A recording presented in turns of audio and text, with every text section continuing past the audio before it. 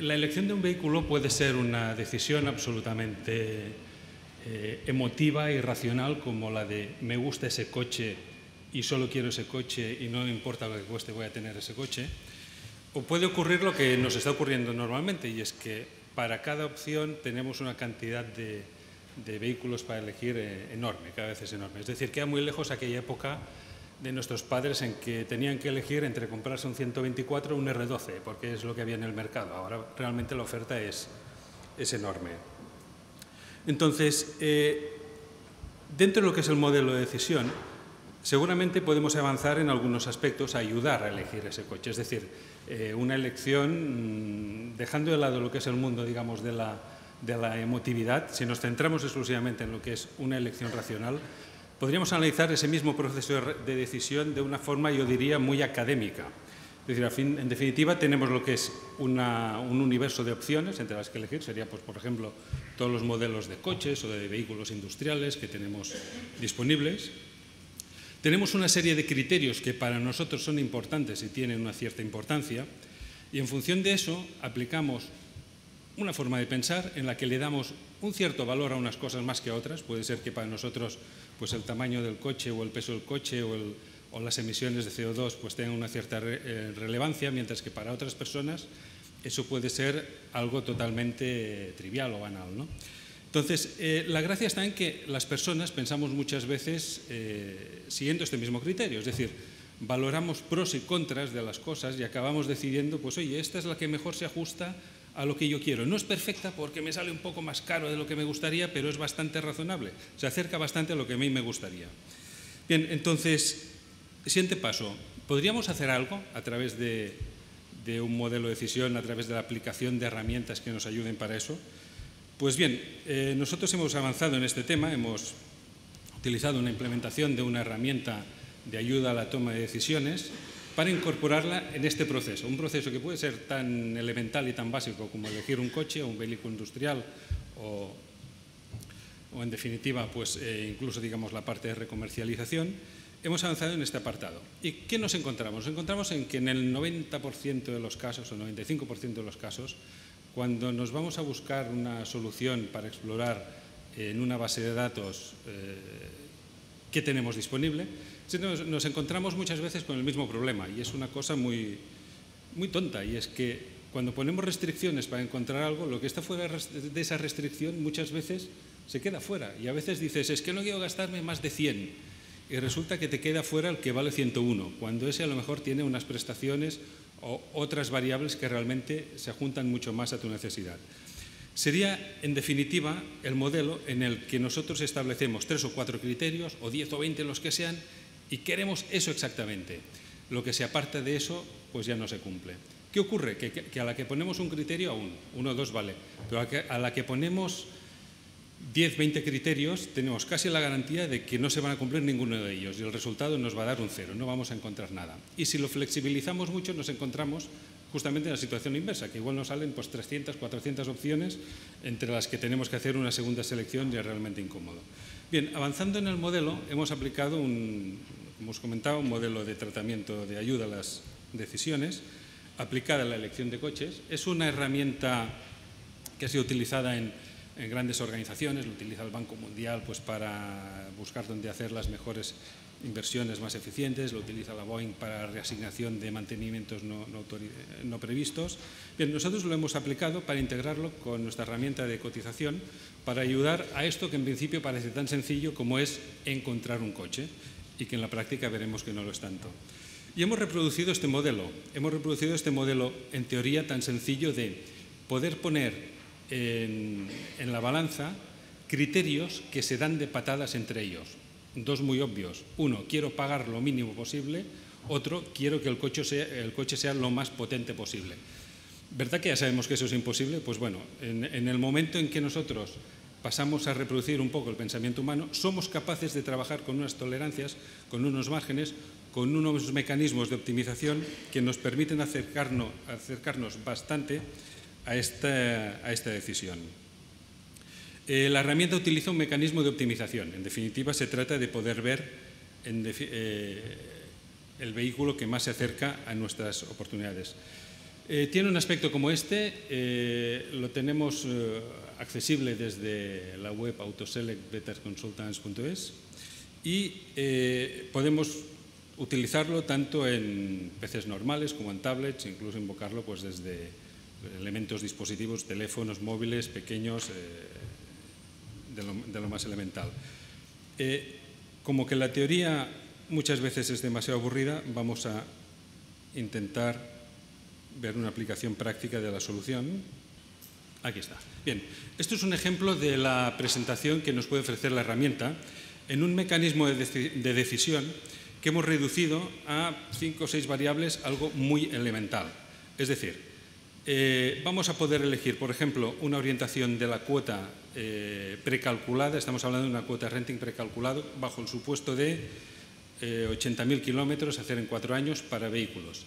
La demostración la hemos preparado en colaboración con Jato, que nos ha facilitado la base de datos que está suministrando la mayor parte de clientes, y disponemos así de los 6.000 y pico vehículos modelos que están disponibles en su base de datos. Hemos utilizado la de Jato International, por eso veréis que están todos en inglés.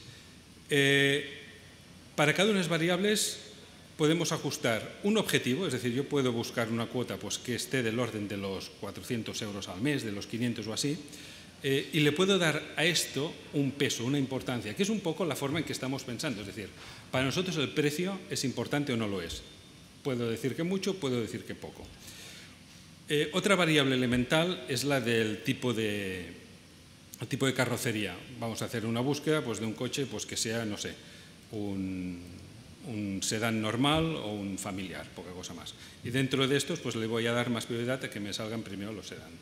Voy a buscar coches que sean de 4 o de 5 puertas. Consumo pues, que estén sobre los 5 o los 6 litros, eso es un tema importante. A efectos de contaminación, pues vamos a buscar que esté pues, con un CO2 a poder ser de lo más bajito. Ya sabemos que por debajo de 100 hay poca oferta en el mercado. Bueno, vamos a buscar algo que esté por esta zona y le vamos a dar un peso relativo respecto a los demás bastante importante. Un poco menos que al consumo, pero tanto como al precio.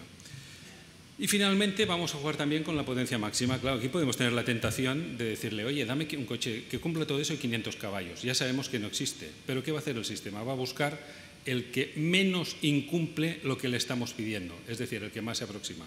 Para empezar vamos a hacer una búsqueda pues, que pueda estar sobre los, no sé, sobre los 150 y a esto le damos un peso. Entonces, con todos estos ingredientes, al sistema le estamos ofreciendo un conjunto de medidas que hace que nos permita hacer una exploración en la base de datos. Nos ha recomendado, en este caso concreto, pues un Toyota Avensis que pues es un modelo sedán de 5 asientos, de un consumo combinado de 6,5, de 147 caballos, se acerca mucho a lo que decíamos. Se nos va, hemos tenido que renunciar en cuanto a emisiones de CO2 a esos 100 que queríamos y nos vamos a 150. Y en cuanto a cuota, pues más que por 400 nos tenemos que ir a 525.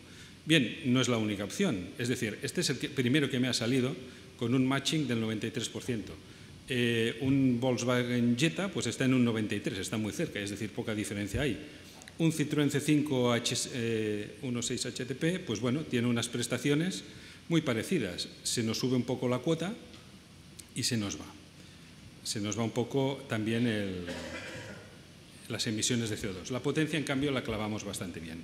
Evidentemente, estamos jugando con aspectos de pesos relativos. Si digo, no, es que yo lo que realmente quiero priorizar es el aspecto de la cuota y buscamos una decisión y le pedimos que me haga esa reflexión, el sistema lo que hace es, me sigue otra vez a buscar una compenetración de unos y otros y me vuelve a encontrar una que está alrededor de los 500. Vamos a subir el nivel, vamos a buscar un coche de representación que tenga una cuota alrededor de los 850 y buscando el resto de requisitos prepararemos un mecanismo que nos va a dar como resultado pues bueno, una gama ya de coches más línea premium. Bien, esto que os estoy enseñando es medio verdad. Es medio verdad, no digo medio mentira, porque os estoy escondiendo bastante información. ¿Por qué?